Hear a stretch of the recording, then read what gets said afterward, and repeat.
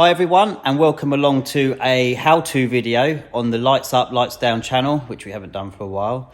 But on this video today, I am going to be fitting a set of lowering springs on my 30th anniversary.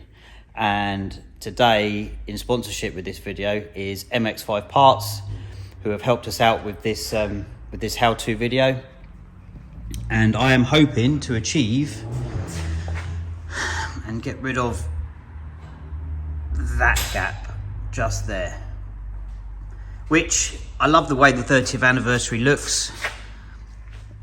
And I did say that I wasn't going to modify this car when I got it, but without going into too much detail, at the MX5 National Owners Club Rally, there were a few there that were lowered, and yeah, just got to do it now.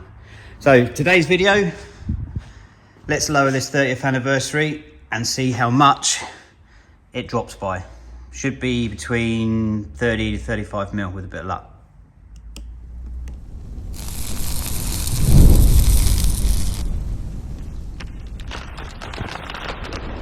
So the tools that I have used on this video, so we're going to insert this at the beginning. So if you want to know what tools I've used a cheater gun, some long nose pliers, a punch.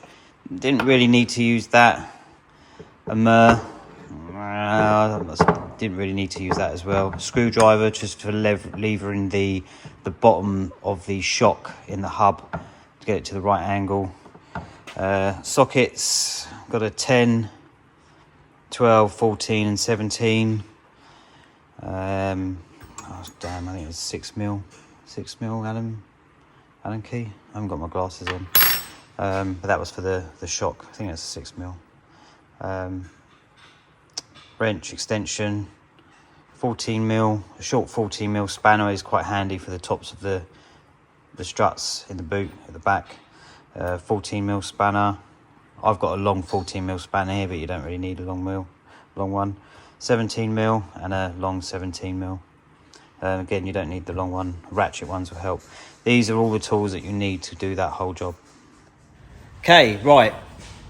So I'm not going to start this how-to video in terms of like lift the car up, take the wheel off.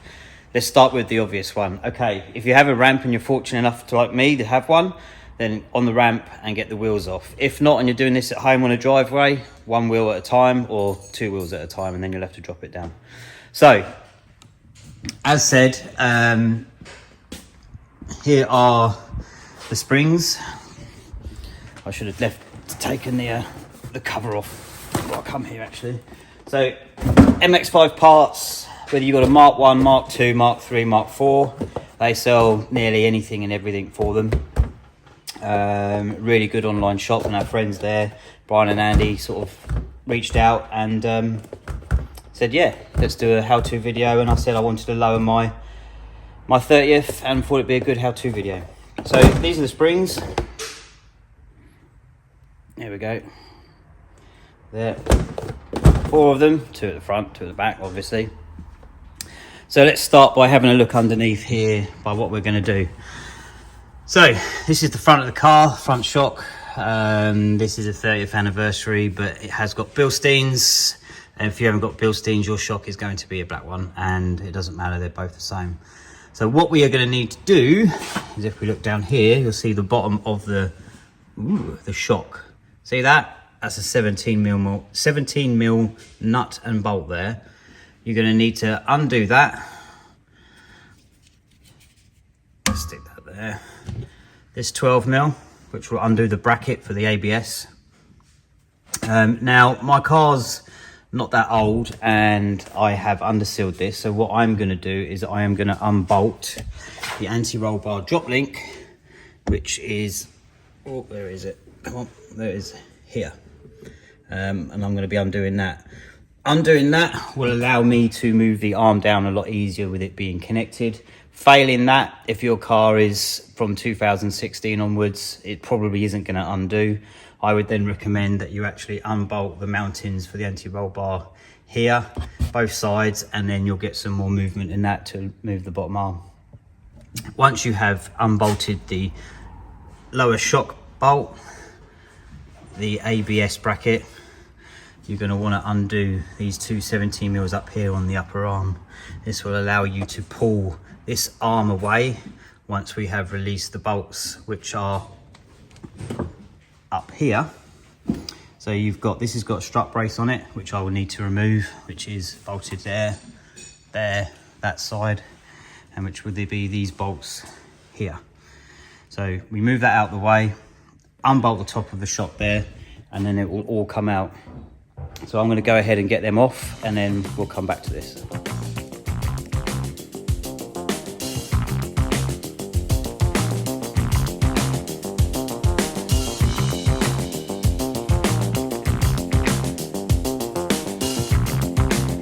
So you can see now, standard spring, we've now got to get this off of here, which will involve a spring compressor.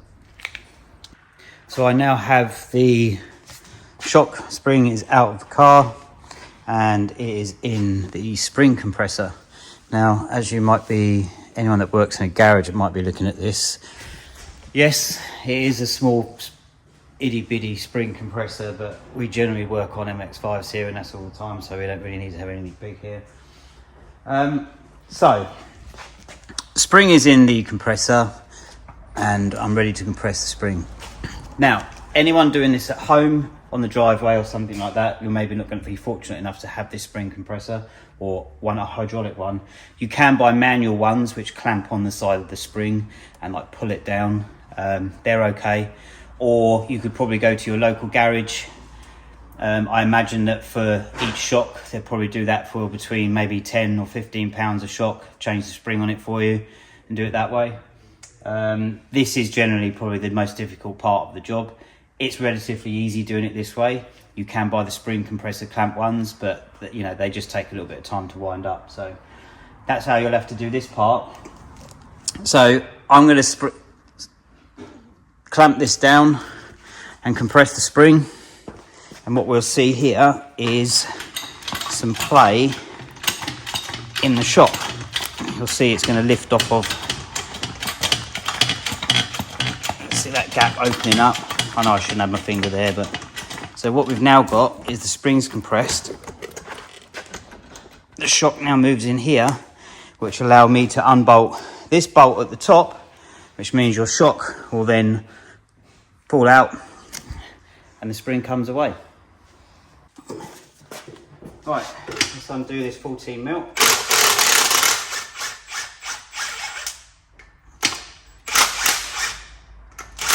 Okay, sometimes the bolt comes out, sometimes it doesn't. On the top of the shock has an Allen key, which all you need to do, I've got it here, so you put your spanner on the nut, the Allen key in there, and just finish off turning it, or you can turn either way. Hang on, there you go. What you don't want to do is completely take the nut off and then the shock fall on the floor. One-handed, I can do that now. Is that going to come off? Yeah. There we go. So that's the nut. Hold your top assembly. And there we go. All out. So now, basically, we've got to put this back together with the new spring. So, just as for comparison, you can see this is the standard spring, and this is the uprated one. The difference between, okay, so you can see what I've got here. Let's just move these out of the way. So there we go. So OEM front spring. This is the Eibach Pro front lowering spring, and that's the Eibach rear lowering spring. You can see that the rear one is longer and it's thinner. So when you get this kit, the easiest way to tell front and back is obviously the front one is thicker and it's slightly shorter. Right, let's get the new spring in the compressor.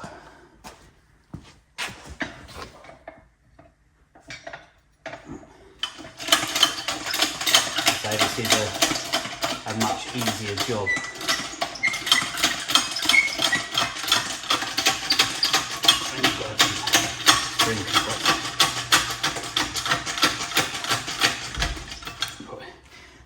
shouldn't have my face level with it either, and I shouldn't do many other things, but there we go. So this is the rubber top mount, which needs to go back in the top. Just push that through.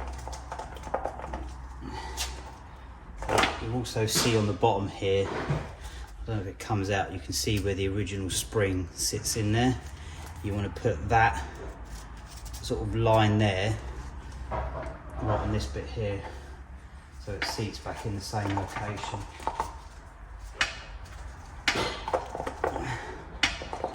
Yeah, I am doing this in the evening, and I've got a bulb out above my ramp, which is making it a little bit darker here, but we can get through. There we go. That's in there. Same thing with the bottom of the shock. Bottom of the spring needs to sit in this part here. So we go back up through.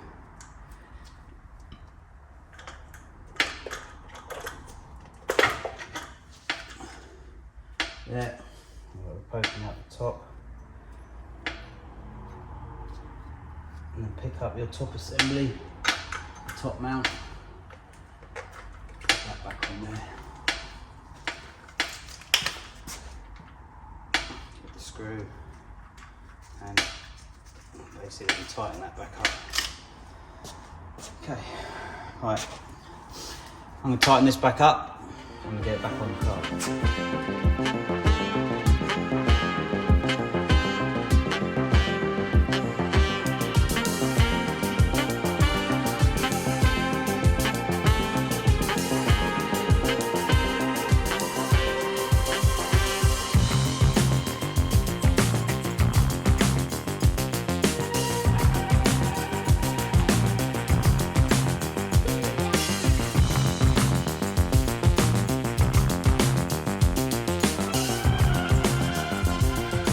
Okay, so you've just seen me in a very time-lapse mode putting all this back together.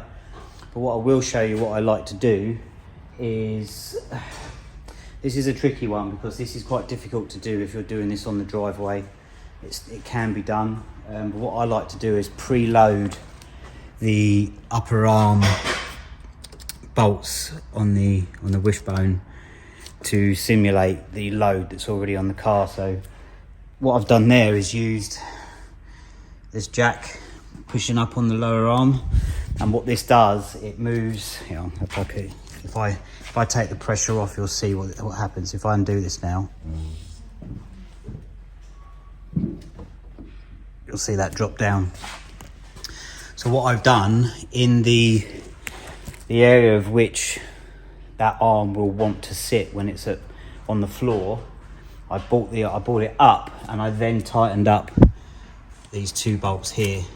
So if I had tightened these up while this wheel is in this position now, when the car goes down, it will be fighting the bush in terms of where it wants to sit. So with bringing it up and then tighten it, you effectively have the bush in more of a neutral point rather than an already pre-tensioned point. So that's something worthwhile to do when you're lowering your car. So this is all now bolted back in, all in this area. I just need to bolt the top of the shock in, and we'll move on to the other side. Right, onto passenger side now. So passenger side is slightly different. You have this, I hate these things, but they're just the induction sound tube, brings induction inside the car. Pretty pointless, but there you go. What I've done is I've taken the clip off of here, and then all you need to do is just move that out of the way. There we go, and then that will give you access to everything you need to do here. Undo these two bolts here, which secure this brace down, and then you're left with 3 bolts, one here, and then one which is underneath here, and that's what secures the front strut inside the engine bay. I'm not going to film myself doing all the front one again because we've run through that. Might do a time lapse on it, so let's skip to that.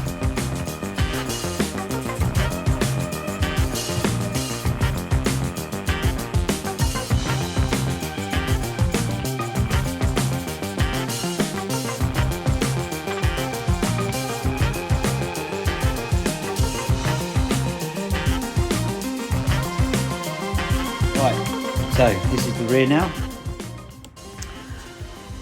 Top of the shock is our top mount with the 2 bolts at the top here. Now, I can't remember, but I think we can take this shock out without having to undo any of the arms. It's a little while since I've done this. I'm pretty certain it was on Mark 4 we did it. So all we need to do, otherwise I'm going to have to redo this video. There's the bottom bolt for the shock. I think if we undo that and we massage it, I think we can just about get it through this gap at the back here, which is through there. So let's get on with that.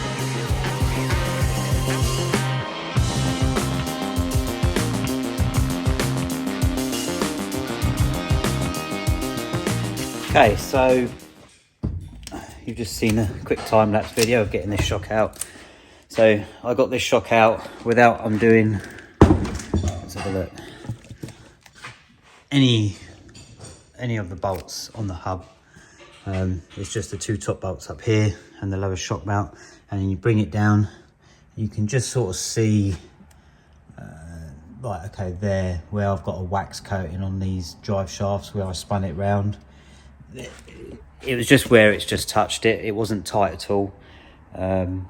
So yeah, I couldn't remember if it was on the Mark 4s and the Mark 3s you can do it, but I remember I did it once. But yeah, taking the shock off of a Mark 4, it's literally just the 2 bolts at the top and the lower bolt, and you just twist it out and you get it through the gap between the drive shaft and the rear lower arm. So it comes out between here, and then should be able to put it back in the same way. Right, let's take this spring off. Same procedure as the front ones. I'm not going to show you that again because I think this video is probably already getting a bit long, but I'll get this spring on and then we'll get it back in the car. Spring's back on the shock. What I have taken off from the, let me show you, from the spring that was on here, that if you look on here, from here round to here was a little sleeve that went on the spring.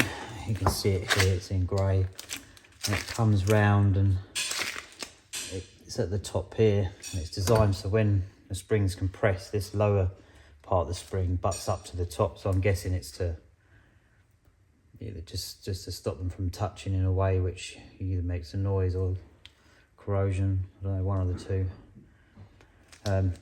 Anyway, I've put that back on there, and let's get the shock back in the way it came out.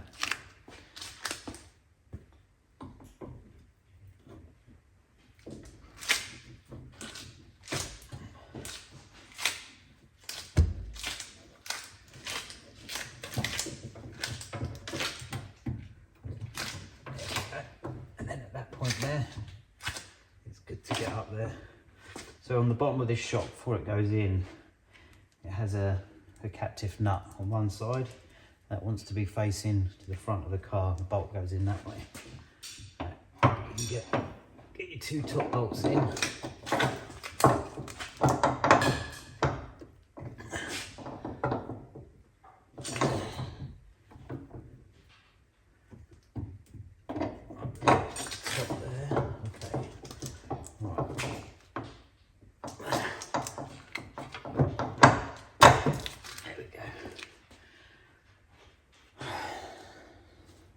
Pretty simple for the rears. So I just now need to get the bottom of the bolt in and 2 bolts at the top. That's the rears done. So the fronts are easy. As you can see, the rears super easy. Okay, I'm going to now do the same to the other side, and then we'll put the boot back through.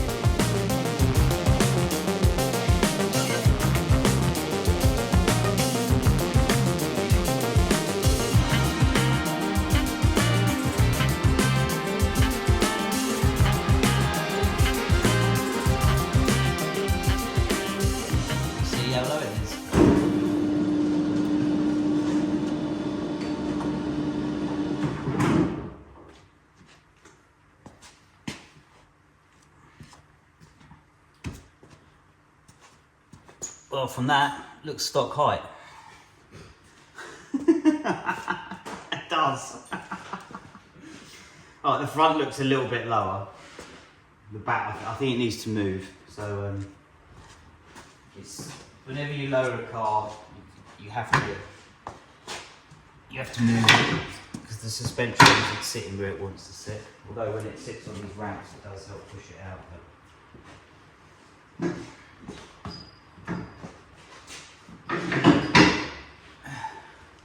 Right, let's get it back to where it was. There she is, all sitting low. You can tell the front is much lower and the back's come down. I think that might come down a little bit more once it's settled, but we'll see. But either way, I'm happy with that. Looks much better. I'd like to say thanks again to MX5 Parts for help sponsor this video. Go to www.mx5parts.co.uk for anything MX5 Mark 1, 2, 3 and 4. So yeah, thanks to them again. So if you want to lower your ND MX5 and get it looking like that, I have got wheel spacers on this. I've got 15mm wheel spacers at the front and 20mm wheel spacers at the back.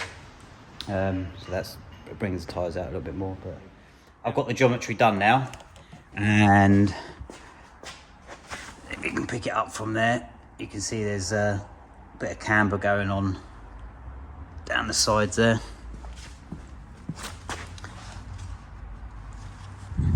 So what I have gone for, I've gone with the Flying Miata setup, which has got 1.8 degrees of camber on the front, and I think I've put 1.5 in. I couldn't quite get it to 1.8. But anyway, what I wanted to discuss with you was the before and after effects of lowering the car. I'm going to put it on here. So I got the car tested before I lowered it, and I wanted to see just what the geometry is, because everyone says that these Mark 4s aren't lined up very well. Some people say they're not lined up at all, but they are. That's a lie. They're not lined up very well from the factory. So this is what we have. So this is what was on the car before I touched anything. So we have got, this is our camber here. So our camber was 0.11 and 0.3. This is the caster. So on the caster I had 7.27 and 7.48. And the toe was 0.13, so that the toe was out. So what I've written in here, these are the desired values that I wanted to go to. So the caster needed to be 8, so that wasn't that far off. Camber 1.8, so that was a big difference there. And then down here below, so the camber at the back was minus 0.45 minutes. So I think that's minutes, and that's the degree. So 40 minutes and 45 minutes, so they were pretty close. And then the toe was out, so you've got toe of 0.09 and 0.01, and the toe on the back needed to be 0.075. So the machine I did it on didn't work down that low. So that was before I touched anything, which wasn't too bad. And then after lowering it and without doing any geometry work, this is what we got. So if we run through side by side, so we can see that the caster, so after lowering it was 750 and before was 748, 749 and 727. The toe, 0.01, that was 0.08. The toe here was 0.06, and that went to, well, that came down and brought it more within spec, but it was still out. The camber, let's have a look here. So the camber, 0.42, and that was minus 0. So yeah, it did change it. And on the back, we've got the camber. So we've got 1.01, 1.05, and we did have 0.40. So at the back, it actually brought it into more of where I wanted to be. I spent hours doing the doing the setup on here because I wanted to get it as close as I could. So this is what the final is. So this is the initial, and this is the final. So this is the front up here. So this is the front caster. So I've got that pretty spot on.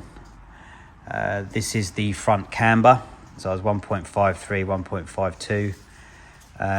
And the toe. So I did have on the machine, these were saying the same values, but when I was adjusting the other side, even though I'd locked the other side up, and so you get everything to within the ballpark figure of exactly how you want, and then you can like lock one side up. But even with it locked up, if I moved the car, it still changed. So it was just the movement in the car that was doing it. It was even. I spent ages just getting everything all as I wanted it, bang on, and then you get it tightened up, everything's even, and then you move the car, and then it slightly changes. So I'm not too fussed about all that. So where do we have here? So we've got, I think this was the toe.